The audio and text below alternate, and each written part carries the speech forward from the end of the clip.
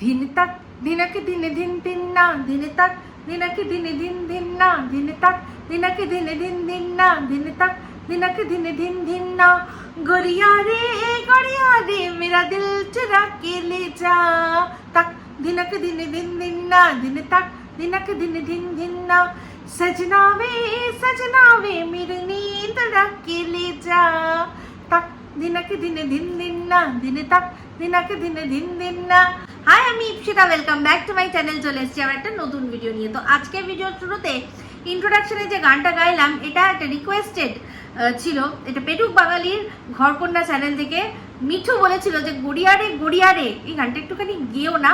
তার কারণ আগের ভিডিওর মধ্যেই আমি গড়িয়ায় চাল মাপার কথা একটুখানি আমি উল্লেখ করেছি। তো যারা ওই ভিডিওটা দেখেননি, টক ঝাল মিষ্টিতে রয়েছে, সেই ভিডিওটা দেখলেই বুঝতে পারবেন যে কোন প্রসঙ্গে এই কথাটা এসছে। তো এখন চলে আসি এই ভিডিওর প্রসঙ্গে। তো এই ভিডিওর প্রসঙ্গে এখানে দুটো বিষয় নিয়ে কথা বলবো। এক হচ্ছে গিয়ে ঘোড়ার ভিডিও দেখলাম, সেখানে গিয়ে দেখলাম যে ও কল রেকর্ডিং শুনিয়েছে একটা। বাবা, সেখানে বললো তোমরা ভালো করে তোমরা জানো how much I hate call recording শোনানো। আমি কতটা হেট করি, আমি পছন্দ করি না। কিন্তু আমি কি করি না, অটো কলে কল রেকর্ড করি, রেখে দিই, যখন দরকার পড়ে তখন ছাড়ি। তো যাই হোক, তার প্রচণ্ড অনিচ্ছার সত্ত্বেও সে আজকে যে কল রেকর্ডিংটা শুনিয়েছে, যেখানে অপর প্রান্তে কে ছিল না, সুদীপ্ত কিছু কথা বলছিল, সেগুলোও শুনিয়েছে। তো বক্তব্য একটা, আমি যখন কোনো কল রেকর্ডিং শোনাবো, একটা মানুষ আমাকে যে উত্তরটা দিচ্ছে, আমাকে একজন মানুষ উত্তর দিচ্ছে, তো সেই উত্তরটা যে দিচ্ছে তাকে আমি প্রশ্নটা কি করেছি সেটাও আমি প্রমাণস্বরূপ দেখাতে প্রবলেমটা কি আছে? এখানেই তো কোনো ঘাপলা আছে। এই যে কথাটা সুদীপ্ত একটা সময় আলোচনা করেছিল কার সাথে, আরেকটা সুদীপ্ত কলিং সুদীপ্ত, মানে এই বক দাদাকে তার সাথে আলোচনা করেছিল। যে কথাগুলো ও বলছিল, সেই কথার ফ্লো, মানুষের একটা কথার ফ্লোতেই বোঝা যায় যে সে সত্যি বলছে না মিথ্যে বলছে। কারণ এই যে বিভিন্ন ধরনের যে যন্ত্রগুলো আছে, যেই যন্ত্রগুলো কথা আর কি কে সত্যি বলছে মিথ্যে বলছে, নার্কো টেস্ট বলুন, আরও যেসব লাই ডিটেকটিভ মেশিন আছে, এগুলো তো সব মানুষেরই বানানো। কোনো হঠাৎ করে তো কোনো অন্য গ্রহ থেকে চলে আসেনি, মানুষই তো বানিয়েছে। তো সেক্ষেত্রে তারা জানে একটা মানুষ যখন কথা বলে, সত্যি কথা বলে না মিথ্যে কথা বলে, তখন তার গলার যে স্বর, যেরকম ও এমনি কথা বলে না অন্যরকম, একটু মনে হচ্ছে এদিকে একটু থেমে গেল, একটু কিছু হলো, তারপর হার্টবিট, যারা যন্ত্র আছে তারা হার্টবিট মাপে, সেগুলো তো আমাদের সম্ভব নয়। কিন্তু আমরা মানে আপাত দৃষ্টিতে মোটামুটি বুঝতে পারি একটা মানুষ যখন সে বলছে কথাটা, সে সত্যি বলছে না মিথ্যে বলছে।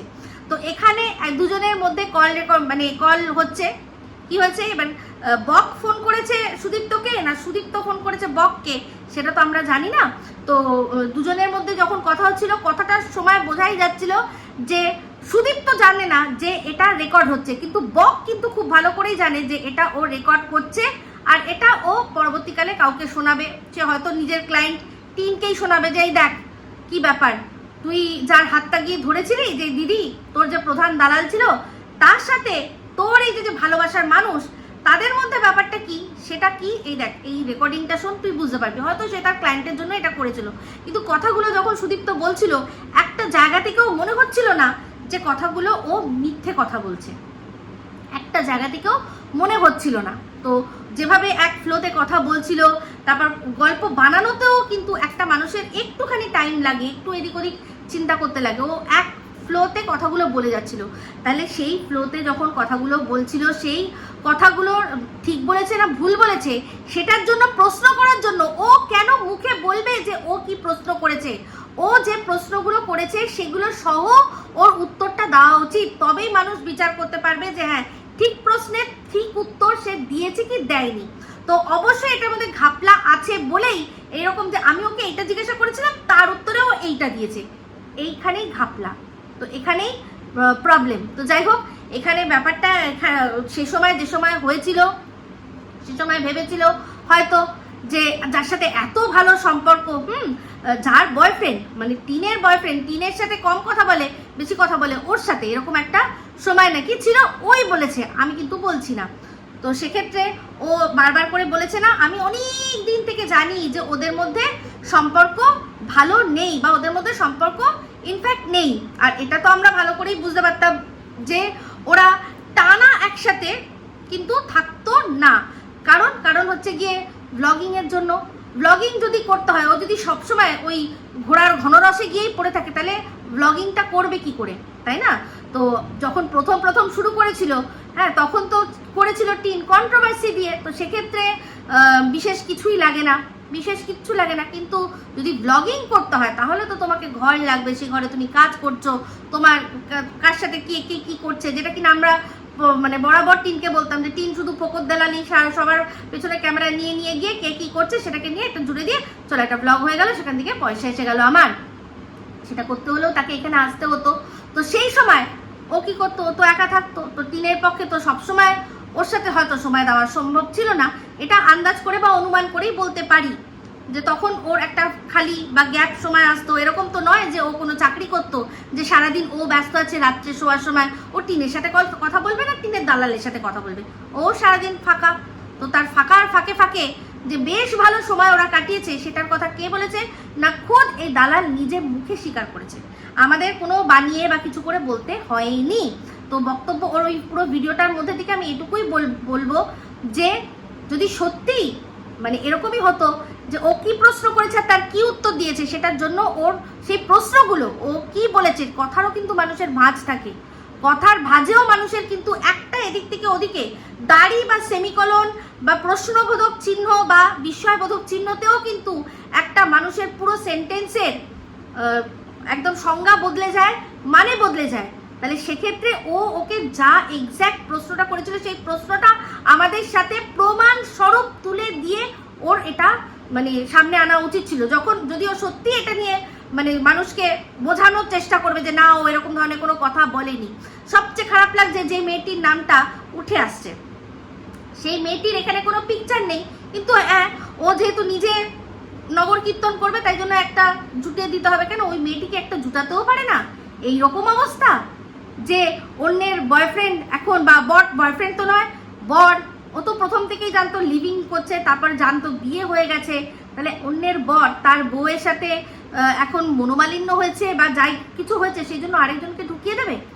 এই রকম মেন্টালিটি তো শুধুমাত্র কিছু মানুষের মধ্যেই থাকতে পারে, যেমন কিনা এই দালাল। তো যাই হোক, এই দালালের যে মেন্টালিটি সেটা দিয়েই মনে পড়ে গেল আজকে টিনের মায়ের ভিডিওর কথা। টিনের মা বলছে যে বৌমাকে ট্রেনিং দেওয়া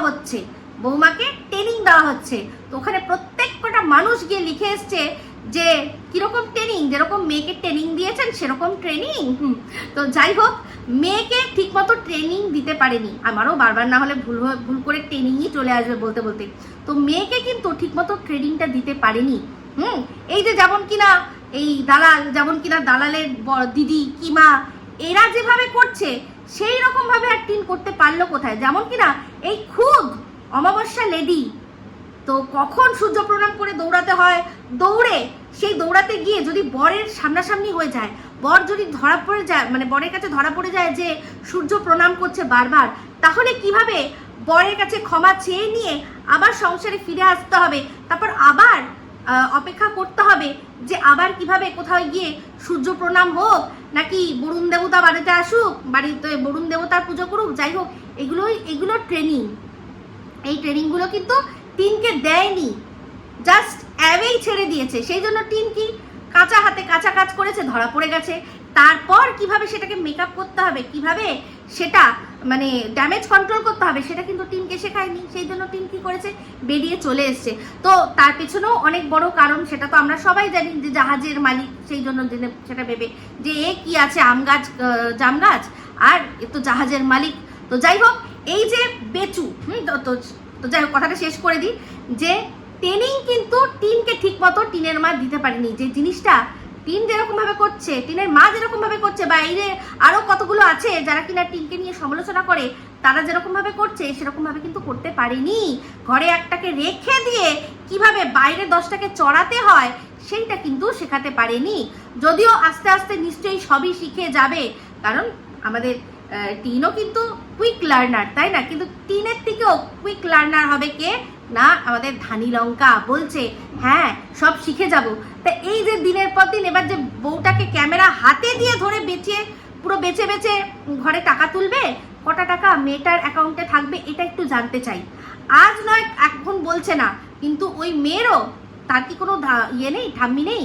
মানে এই যে টিনের যে ঠাম্মি, যার কিনা এত চিন্তা ছিল যে ওই বাড়িতে মেয়ে তো আমাদের ইনকাম করে দেয়, কি করে না ব্লগ করে, তো সেই টিনের ঠাম্মির মতো আহারে মনে হয় আমাদের ধানি লঙ্কার একটাও ঠাম্মি নেই যে কিনা দেখবে যে দিনে রাতে কিরকম ভাবে ননদ আর শাশুড়ি দুজনে মিলে তাদের বাড়ির মেয়েটাকে এক তো খাটাচ্ছে, তারপর তার মুখ বেচছে, হ্যাঁ, তার বোকা বোকা কথা বেচছে, তাকে সবার সামনে বোকা সাব্যস্ত করছে, হ্যাঁ, তার বরের সাথে তার যাতে মানে বিষয়টা একদম কন্ট্রোলে থাকে সেগুলো করছে, মেয়েটাকে পদে পদে অপমান করছে। এইরকম একটা ঠাম্মি মনে হয় এই ধানি লঙ্কার নেই। যদি থাকতো তাহলে সেও বলতো যে দেখ আমাদের মেয়েকে কিরকম ভাবে ব্যবহার করছে, তাকে দুটো ভাত দেয় কিন্তু রীতিমতো কি করে না সেটা দিয়ে খাটিয়ে তাকে তাকে বেচে সে যে যা খাওয়ায় তার ডবল টাকা উঠিয়ে নেয়। ঠিক আছে, তো যাই হোক, এর আগে একটা ভিডিওতে আবারও দেখলাম এই দালাল বলছে যে আমি তো ভাতারের শব্দের অর্থটা বলেছিলাম, তখন তো কিমা দিদি বোঝেনি। তো ভাতার মানে কি, যে ভাত দেয় সেই ভাতার, সেই কথা অনুযায়ী, সেই যুক্তি অনুযায়ী নাকি বাবাও কখনো ভাতার হয়ে যেতে পারে। এই কথাটা ও আবারও বলছে। এ ভাত দিয়ে ভাতার হয়, সে ভাত দেয় তার সাথে গতরটাও নেয়, কিন্তু বাবা কখনো গতরের বিনিময়ে ভাত দিয়ে ভাতার হয় না। বাবা জন্ম দেয়, তারপর কি হয় না সে কন্যাদান করে। যখন সেই মেয়ে বাপের বাড়ি ছেড়ে শ্বশুর বাড়ি যায়, সে কনকাঞ্জলি দিয়ে বাবার সব ঋণ শোধ করে দিয়ে তারপর যায়। বাবা যা এতদিন খাইয়েছে সেটা ঋণ হিসাবে থাকে, কারণ সে গতর নেয় না। বাবা কখনো ভাতার হতে পারে না, বুঝলি?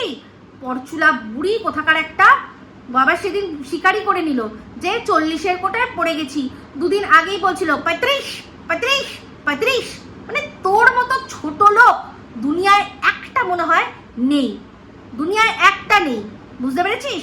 তোর বাপ তোর ভাতার হতে পারে, তা বলে ওই বাংলা শব্দের মানে বার করে ভাতার সবাইকে বানাবি না, সবার বাবাকে ভাতার বানাবি না। সবার বাবা ভাতার হয় না, সবার বাবা গতরের বিনিময়ে ভাত দেয়নি, বুঝতে পেরেছিস?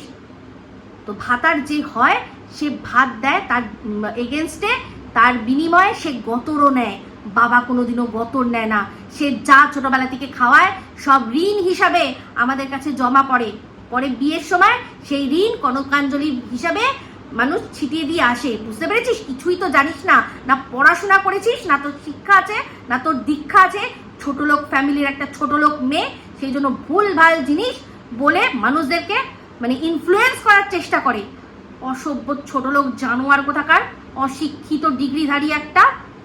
তো যাই হোক, অশিক্ষিত ছোট লোক বলতে মনে পড়ে গেল আজকে এইরকম বেশ কয়েকটা ছোট লোককে একদম সপাটে দিয়েছে কে না সন্দীপ। একদম বলেছে যদি সত্যি আমাকে তোমরা বেচু বলো, আমি কি করি না, যে আমার সাথে সম্পর্কে ছিল, যে 5 বছর আমার সাথে সংসার করেছে, আমার একটা বাচ্চাকে সে জন্ম দিয়েছে, দিয়ে তারপর আমাকে ধোকা দিয়ে বেরিয়ে চলে গেছে, তার সম্পর্কে বলাটা যদি বেচু হয়, তাহলে তোমরা যে দিনরাত আমাকে নিয়ে কথা বলো, তো সেটা বেচু ছাড়া আর কি? তো অ্যাকচুয়ালি ওদের মধ্যে তো সম্পর্ক যেরকম বলেছে, যেরকম সন্দীপ বলেছে, তেমনি টিন তোর যে প্রথম পেমেন্টটা নিয়েছো না, বলছিল না সুদীপ্ত, যে 96,000 টাকা, সেটা পুরোপুরি সন্দীপ আর তার ফ্যামিলিকে বেচে। আর শুধু তাই নয়, জীবনে যতদিন সে এই কাজ করে যাবে, যতদিন সে ইউটিউবে থাকবে, সবটাই কিন্তু সন্দীপেরই দান। কারণ সন্দীপের স্ত্রী যে হতো তারই মুখ কিন্তু ভাইরাল হতো, কারণ সন্দীপের দিদি সেটা করতো। তো এখানে টিনের মুখটা ভাইরালই হয়েছে শুধুমাত্র সন্দীপের জন্য। সন্দীপের এই টিনের জায়গায় তখন XYZ যে মেয়ের সাথেই সন্দীপের বিয়ে হতো, তার সাথেই কিনা কিন্তু কি হতো না, তাকেই কিন্তু দিয়ে ব্লগিংটা করতো। তো যাই হোক, এই অসভ্য ছোট লোক ঘোড়ামুখী দালাল সেদিন এক ভিডিওতে বলছিল যে দিদি তো কোনোদিনও ওখানকার যে ভাগ সেটা নিতেও যাবে না। হ্যাঁ, দিদি নিতেও যাবে না, দিদি কোনোদিনও ওখানে যায়নি, যেই বাড়িতে সে ভালোবাসাই পায়নি সেই বাড়িতে আর কি ভাগ নিতে যাবে। হ্যাঁ, ভালোবাসা পায়নি, সেই জন্যই ছোট ভাইয়ের বিয়ের সময় নাচতে নাচতে গিয়েছিল কন্টেন্ট করতে, আর তারপর দীর্ঘদিন ধরে কি করেছে না ভাই ভাইয়ের বউকে বেচে বেচে মোটা টাকা ইনকাম করেছে। একটা সময় এই টিনের দালালি করার সময় এই যে অসভ্য জানোয়ার যে ছোট লোক এই দালালটা আছে সেই বলেছিল যে আমার সাথে কথা হয়েছে টিনের, তখন আমি আমাকে বললো যে 10,000 টাকা দিত। তখন আমি দেখলাম বাবা 10,000 টাকা দিত, ওরা তো অনেক টাকা ইনকাম করতো ওকে দিয়ে। হ্যাঁ, এগুলো সব ও দেখেনি চোখে, কিন্তু কারোর কাছ থেকে শুনেছে, আর যেটা শুনেছে সেটা ঠিক শুনেছে। কারণ প্রচুর টাকা ও ওখানে জমি নিলে বা জায়গা নিলে যা টাকা পেতো তার চেয়ে বেশি টাকা, অনেক টাকা ও কামিয়ে নিয়েছে। এই সন্দীপ আর এই তার স্ত্রী তখন ওকে কন্টেন্ট করে ফুটেজ করে পাঠাতো, সেগুলো বিক্রি করে বুঝলি, ছোট লোক কোথাকার একটা। তো যাই হোক বন্ধুরা, এটাই বলার ছিল, এইটুকুই আজকে এখন ছোট ভিডিও রাখলাম। এই ভিডিওটা ভালো লাগলে লাইক শেয়ার কমেন্ট করতে ভুলবেন না। যারা চ্যানেলটা সাবস্ক্রাইব করেননি তারা সাবস্ক্রাইব করে নেবেন। সবাই ভালো থাকবেন, সুস্থ থাকবেন। আবার আসছি খুব শীঘ্র নতুন ভিডিও নিয়ে। টাটা।